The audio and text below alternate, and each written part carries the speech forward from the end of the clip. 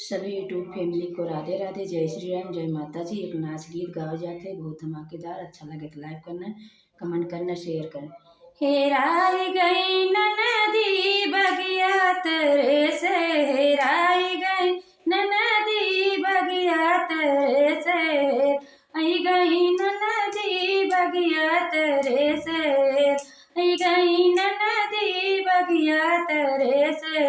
ननदी के यार मोरे छोटका देवरवा, ननदी के यार मोरे छोटका देवरवा, लड़ावई दुनो नैना बगिया तेरे से, लड़ावई दुनो नैना बगिया तेरे से, लड़ावई दुनो नैना बगिया तेरे से।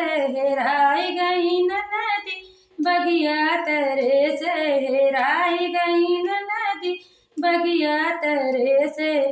ननदी के यार हलुआ बैठुआ, ननदी के यार हलुआ बैठुआ, खिलावई छेना बगिया तेरे से, खिलावई छेना बगिया के तेरे, खियावई छेना बगिया के तेरे।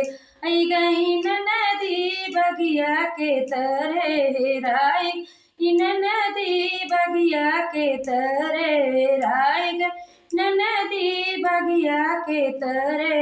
ननदी के यार हिलुआ सोनरा बेटुआ, ननदी के यार सोनरा बेटुआ, पहिरावई झुलनी बगिया के तेरे, पहिरावई झुलनी बगिया के तेरे। हेराई गई ननदी बगिया के तेरे, हेराई गई ननदी बगिया के तेरे। ननदी के यार मोचिया बेटुआ, ननदी के यार मोचिया बेटुआ, पहिरावई चुनरी बगिया के तेरे, पहिरावई चुनरी बगिया के तेरे। हेराई गई ननदी बगिया के तेरे, हेराई गई ननदी बगिया के तेरे।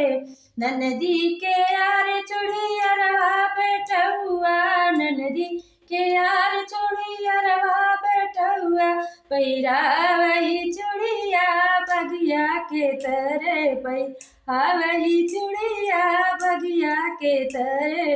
राई गई ननदी बगिया के तेरे, आई गई ननदी बगिया के तेरे, हेराई गई ननदी बगिया के तेरे। अच्छा लगे तो लाइक करना, कमेंट करना, शेयर करना। राधे राधे, जय श्री राम।